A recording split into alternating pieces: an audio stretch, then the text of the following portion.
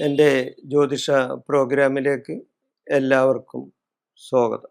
2025 മേടമാസം 1-ാം തീയതി, English April 14-ാം തീയതി തിങ്കളാഴ്ച വെളുപ്പിന് 3:22 ചോതി നക്ഷത്രത്തിൽ തുലാക്കൂറിൽ മേഷ രവി സംക്രമം നടക്കുന്നു.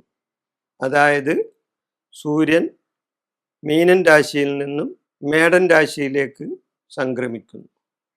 അതാണ് വിഷു.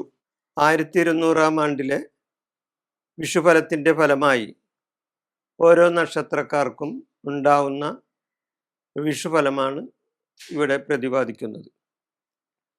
അപ്പോൾ അതിൻ്റെ ഫലമായി ഉണ്ടാകുന്ന ആ ഫലങ്ങൾ എന്തൊക്കെയാണെന്ന് നമുക്ക് നോക്കാം. അപ്പോൾ വിഷുഫലമായിട്ട് പഞ്ചാംഗ വിധിപ്രകാരമുള്ള കാര്യങ്ങളാണ് ഞാനിവിടെ വിശദീകരിക്കുന്നത്. അപ്പോൾ വിഷുഫലമായിട്ട് ചിത്തിര, ചോതി, വിശാഖം, ഇത് പഞ്ചാംഗ വിധിപ്രകാരം ആദിശൂലത്തിൽ വരുന്ന, വിഷുഫലമായിട്ട് ആദിശൂലത്തിൽ വരുന്ന നക്ഷത്രങ്ങളാണ്. ഇവർക്ക് വിഷുഫലമായിട്ട് വരുന്നത് ധനനാശം ഉണ്ടാകാം, രോഗങ്ങളും ആപത്തുകളും ഈ ചിത്തിര, ചോതി, വിശാഖം ഈ നക്ഷത്രക്കാർക്ക് ഉണ്ടാകാം. ധനപരമായി കൂടുതൽ ചെലവുകൾ ഇവർക്ക് വരും. ഇവർ പ്രതീക്ഷിക്കാത്ത വിധത്തിലുള്ള ധനനഷ്ടങ്ങൾ ഇവർക്ക് ഉണ്ടായെന്ന് വരാം. ഉദ്ദേശിച്ച പല കാര്യങ്ങളും ഇവർക്ക് സാധിച്ചില്ല എന്ന് വരും. കർമ്മങ്ങളിൽ തടസ്സങ്ങൾ ഉണ്ടാവും. അതായത് ഇവർ ചെയ്യുന്ന പ്രവർത്തികളിൽ തടസ്സങ്ങൾ വന്നു ചേരാം. കാര്യവിഘ്നങ്ങൾ ഉണ്ടാകാം. അങ്ങനെ മൊത്തത്തിൽ നോക്കുമ്പോൾ ഈ വിഷുഫലമായിട്ട് ഈ ചിത്തിര, ചോതി, വിശാഖം നക്ഷത്രക്കാർക്ക് അത്ര ഗുണമല്ല ഈ വിഷുഫലം.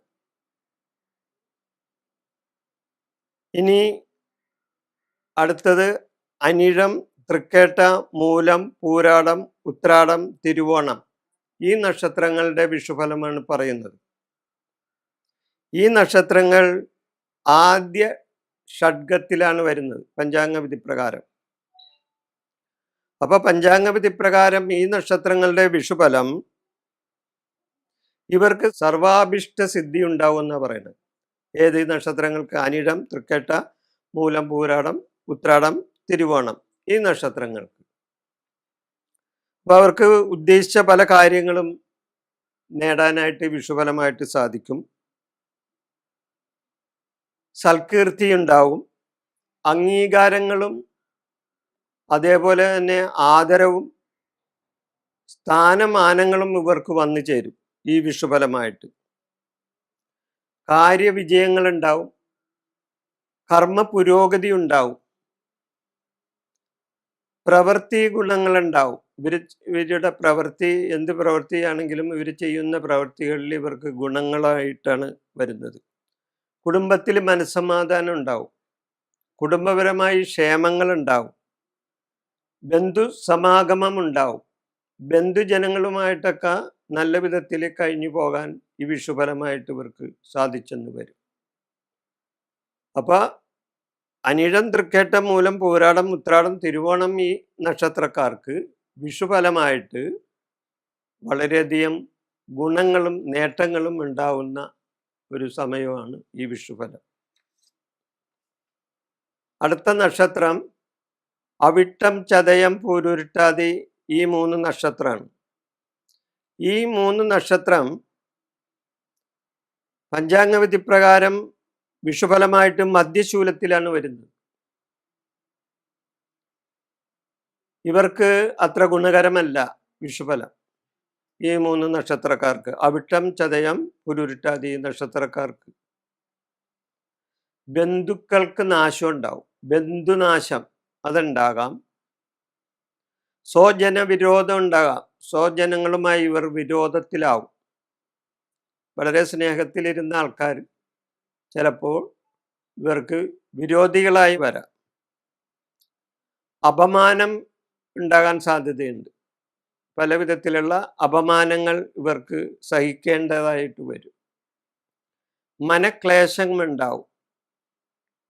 മനക്ലേശം, കാര്യതടസ്സം, കർമ്മ തടസ്സങ്ങൾ, പ്രവൃത്തി തടസ്സങ്ങൾ, വിരഹം, മനോവിഷമങ്ങൾ, ചെയ്യുന്ന പ്രവർത്തികളിൽ തൃപ്തിയില്ലായ്മ, ബന്ധുജനങ്ങളുമായി സഹകരണമില്ലാത്ത അവസ്ഥ, ഇതെല്ലാം ഈ വിഷുഫലമായിട്ട് അവിട്ടം, ചതയം, പൂരുരുട്ടാതി ഈ നക്ഷത്രങ്ങൾക്ക് ഉണ്ടാകാവുന്നതാണ്. അടുത്തതായിട്ട് ഉത്രട്ടാതി, രേവതി, അശ്വതി, ഭരണി, കാർത്തിക, രോഹിണി ഈ നക്ഷത്രങ്ങളുടെ വിഷുഫലമാണ്. ഉത്രട്ടാതി, രേവതി, അശ്വതി, ഭരണി, കാർത്തിക, രോഹിണി ഈ നക്ഷത്രങ്ങൾ പഞ്ചാംഗവിധി പ്രകാരം മധ്യഷഡ്ഗത്തിൽ വരുന്നു. ഈ നക്ഷത്രങ്ങളിൽ ജനിച്ചവർക്ക് വളരെയധികം നേട്ടങ്ങൾ ഉണ്ടാവുന്ന ഒന്നാണ് ഈ വിഷുഫലം. ലോക ബഹുമാനാദികൾ ഇവർക്ക് കിട്ടും. അതായത് ലോകം അംഗീകരിക്കുന്ന ബഹുമാനങ്ങൾ ഇവർക്ക് കിട്ടും. സ്ഥാനമാനങ്ങൾ വന്നു ചേരും. സ്ഥാനക്കയറ്റങ്ങൾ ഉണ്ടാവും. ജോലിയിൽ പ്രമോഷൻ ഉണ്ടാകാൻ സാധ്യതയുണ്ട്. ജനപ്രീതി ഉണ്ടാവും. പൊതുപ്രവർത്തകരായിട്ടുള്ള ആൾക്കാർക്ക് നല്ല സമയമാണ് ഈ വിഷുഫലം. വിശേഷ വസ്ത്രാഭരണങ്ങൾ കിട്ടും. അംഗീകാരങ്ങളും ആദരവും ഇവർക്ക് കിട്ടാൻ സാധ്യതയുണ്ട്. സൽകീർത്തിയും പ്രവൃത്തി ഗുണങ്ങളും ഇവർക്കുണ്ടാവും. കാര്യവിജയങ്ങളുണ്ടാവും. കർമ്മ തടസ്സങ്ങൾ മാറി പുരോഗതിയും ഇവർക്ക് വന്നു ചേരും. വിഷുഫലമായിട്ട് ഈ ഗുണം കിട്ടുന്ന ഈ നക്ഷത്രങ്ങൾ ഉത്രട്ടാതി, രേവതി, അശ്വതി, ഭരണി, കാർത്തിക, രോഹിണി ഈ നക്ഷത്രങ്ങളാണ്. ഇവർക്ക് വളരെയധികം നേട്ടങ്ങൾ ഉണ്ടാവും ഈ വിഷുഫലമായിട്ട്. ഇനി അടുത്തത് വിഷുഫലമായിട്ട് വരുന്ന നക്ഷത്രങ്ങളുടെ ഫലം മകീരം, തിരുവാതിര, പുണർദം ഈ നക്ഷത്രങ്ങളാണ്. മകീരം, തിരുവാതിര, പുണർദം ഈ നക്ഷത്രങ്ങൾ പഞ്ചാംഗവിധി പ്രകാരം അന്ത്യശൂലത്തിൽ വരുന്നു. അന്ത്യശൂലത്തിലാണ് അത് വരുന്നത്. അപ്പോൾ പഞ്ചാംഗവിധി പ്രകാരമുള്ള വിഷുഫലത്താൽ ഈ നക്ഷത്രങ്ങളിൽ ജനിച്ചവർക്ക് അത്ര നല്ല സമയമല്ല വിഷുഫലം തരുന്നത്. രോഗാദി ദുരിതങ്ങൾ വരെ തേടി വരും. രോഗാദി ദുരിതങ്ങൾ ഉണ്ടാവും എന്നർത്ഥം. ആപത്തുകളും കർമ്മ തടസ്സങ്ങളും ഇവർക്കുണ്ടാകാം. ആപത്തുകളുണ്ടാവും, കർമ്മ തടസ്സങ്ങളുണ്ടാവും, പ്രവൃത്തി തടസ്സങ്ങളുണ്ടാവും. വിചാരിക്കുന്ന പല കാര്യങ്ങളും നടക്കാതെ വരും. മനക്ലേശങ്ങളുണ്ടാവും. സ്വസ്ഥമായ ഒരു മനസ്സായിരിക്കില്ല ഇവർക്ക്.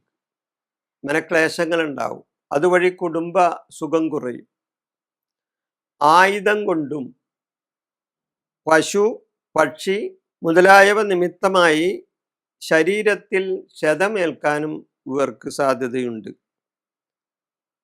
മുറിവ്, അതേപോലെ തന്നെ ശാരീരികമായ മറ്റ് ബുദ്ധിമുട്ടുകൾ എല്ലാം ഇവർക്ക് വന്ന് സംഭവിക്കാനും ഇടയുണ്ട് ഈ വിഷുഫലമായിട്ട് മകീരം, തിരുവാതിര, പുണർദം ഈ നക്ഷത്രക്കാർ. അടുത്തതായി വരുന്നത് പൂയം, ആയില്യം, മകം, പൂരം, ഉത്രം, അത്തം ഈ നക്ഷത്രങ്ങളുടെ വിഷുഫലമാണ്. പഞ്ചാംഗ വിധിപ്രകാരമുള്ള വിഷുഫലമായി ഈ നക്ഷത്രങ്ങൾ അന്ത്യഷഡ്ഗത്തിലാണ് വരുന്നത്. ഈ നക്ഷത്രങ്ങളിൽ ജനിച്ചവർക്ക് വിഷുഫലം വളരെയധികം ഗുണം കിട്ടുന്ന അവസ്ഥയായിരിക്കും. കാര്യപ്രാപ്തി ഉണ്ടായിരിക്കും ഇവർക്ക്. കാര്യവിജയങ്ങൾ ഉണ്ടാവും. വിചാരിക്കുന്ന പല കാര്യങ്ങളും ഇവർക്ക് നേടാൻ സാധിക്കും. മേലാധികാരികളുടെ പ്രീതി ഇവർക്ക് ലഭിക്കും. സ്ഥാനമാനങ്ങൾ ഇവരെ തേടി വരും. കർമ്മ പുരോഗതി ഉണ്ടാകും. പ്രവൃത്തി ഗുണങ്ങൾ കിട്ടും, ധനപരമായി നേട്ടങ്ങൾ ഉണ്ടാവും.